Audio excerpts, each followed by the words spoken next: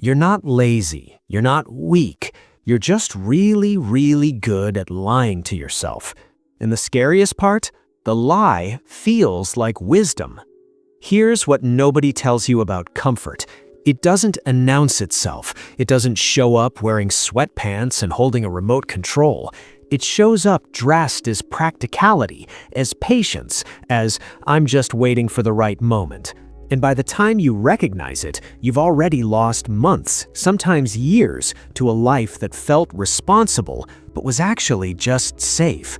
Stay with me, because by the end of this, you're going to see your own behavior in a completely new light, and I'm going to give you something, a 30-day challenge that's specifically designed to break the psychological trap most people never even know they're in.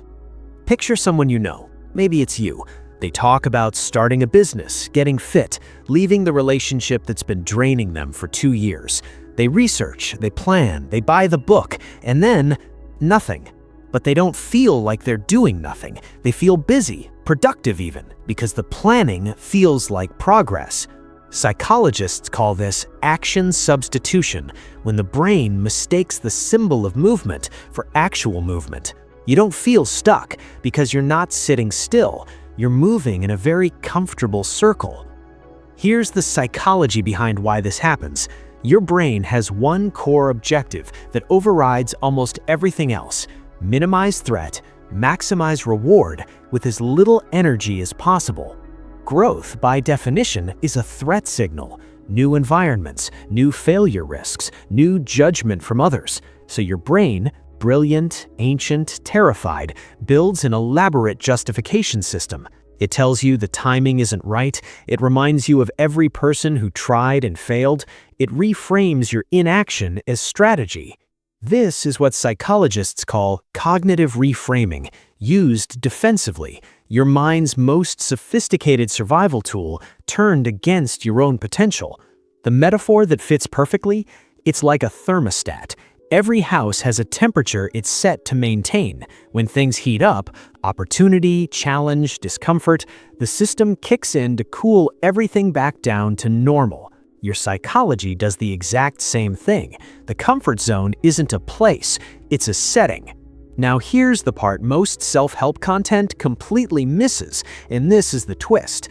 Willpower won't fix this. Motivation won't fix this. You can't out-discipline a system that is smarter than your conscious mind. The people who break out of comfort traps don't do it by pushing harder. They do it by changing the environment that makes comfort possible. They remove the option. They create friction around the safe choice and make the growth choice the path of least resistance. So here's your practical framework and your 30-day entry point. 1. Identify your productive procrastination, the task that makes you feel busy but produces zero real movement. Cut it. 2. Make one uncomfortable decision before 9 a.m. every single day. Small is fine. Cold shower, difficult message, skipped excuse. The point is training your brain that discomfort is survivable and yours to command. 3. Tell someone your goal publicly.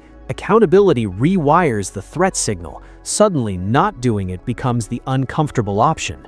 4. For 30 days, when you feel the pull toward comfort, pause for 10 seconds and ask, is this a real boundary or a fake one my brain manufactured? That gap is where clarity lives.